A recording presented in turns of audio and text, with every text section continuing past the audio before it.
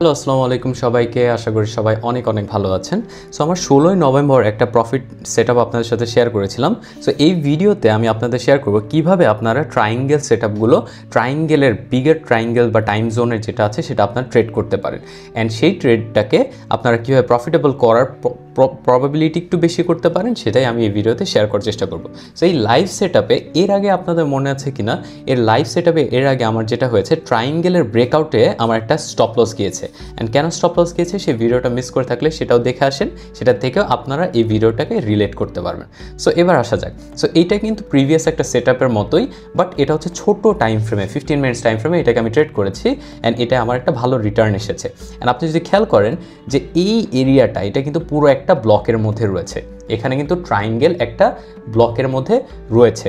So প্রথমত এটা যদি আমি একটু বোঝার চেষ্টা করি এখানে হচ্ছেটা কি, এখানে প্রথমত একটা কারেক্টিভ স্ট্রাকচার। এখানে কারেক্টিভ স্ট্রাকচার আপনি কীভাবে বুঝবেন, এটা বোঝার একেবারে ইজিয়েস্ট হচ্ছে প্রাইস আপনাকে ওভারল্যাপিং করবে। অতিরিক্ত মাত্রায় যখন ওভারল্যাপিং আপনি দেখতে পারবেন তখন আপনি গেস করে নিতে পারেন যে এটা একটা কারেক্টিভ স্ট্রাকচার।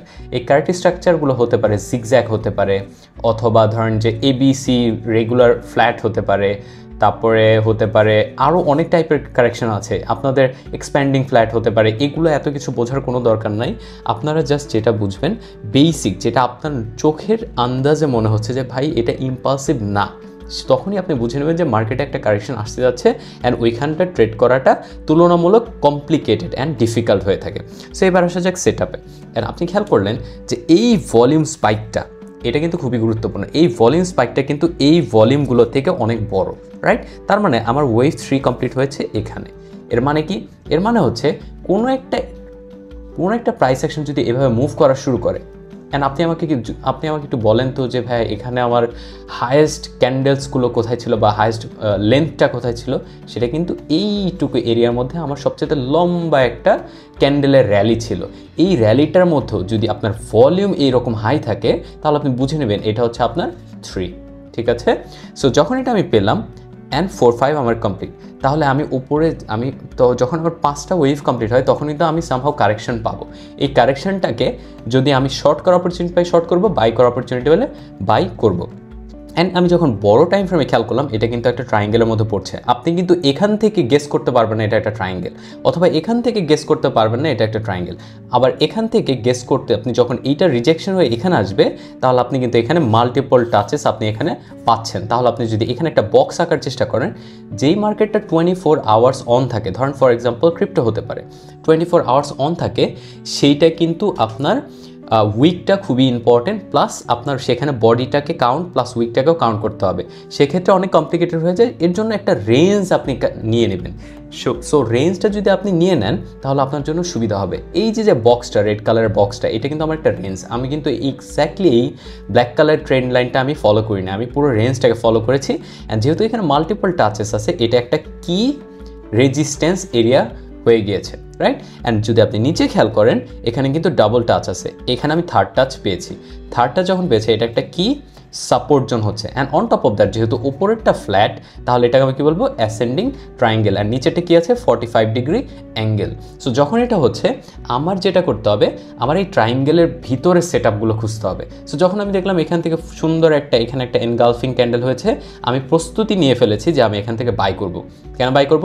কারণ আমার বিগার টাইম ফ্রেম, যদি 1 আওয়ার টাইম ফ্রেমে যান আপনি খেয়াল করবেন যে এখানে সুন্দর একটা ট্রায়াঙ্গেলের ভেতরে চলছে। যখন আপনি 15 মিনিটসে নামবেন আপনি ক্লিয়ার এই চার্টগুলো বা এই ক্যান্ডেলসগুলো আপনি দেখতে পারবেন। সো আমি এখানে বাই করেছি। অ্যান্ড সাপোর্ট হিসেবে আমার এই ট্রেন্ড লাইনটা খুবই ইম্পর্টেন্ট, কারণ এটা মাল্টিপল টাচেস অ্যান্ড খুবই ইম্পর্টেন্ট একটা সাপোর্ট জোন হিসেবে এখানে কাজ করছে, রাইট? সো যখন এটা হচ্ছে তখন আপনার কি করতে হবে, এখানে বাই করেছি। অ্যান্ড স্টপ লসটা কোথায় হতে পারে?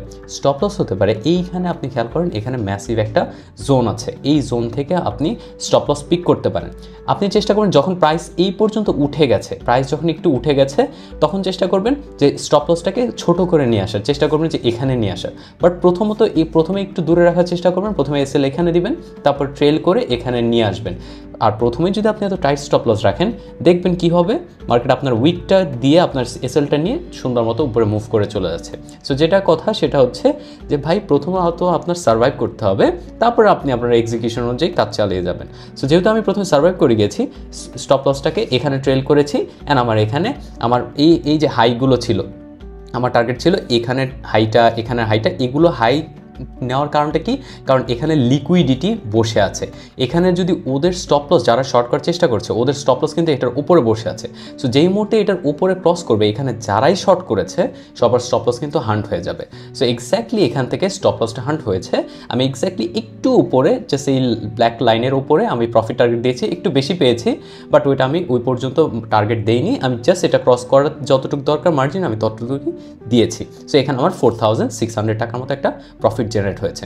সো আমি আশা করি ট্রায়াঙ্গেলের ভিতরে কীভাবে ট্রেড করতে হয়, অ্যান্ড এইটা কিন্তু সবসময় প্রফিটেবল হবে এরকম না, বাট আপনার উইন রেশিও যদি 60% হয় you are good to go, ঠিক আছে? ওইটা আপনি চেষ্টা করলে আমি মনে করি আপনি ভালো একটা রিটার্ন পেতে পারেন। সো দ্যাটস ইট গাইস, আমি আশা করি আপনাদের এই এপিসোডটাও ভালো লেগেছে। যদি ভালো লেগে থাকে আমার চ্যানেলটা সাবস্ক্রাইব করতে পারেন, কারণ আমি সবসময় আমার লাইভ সেট আপের লস অ্যান্ড প্রফিটগুলো অ্যানালাইসিস করে আপনাদের দেখিয়ে থাকি।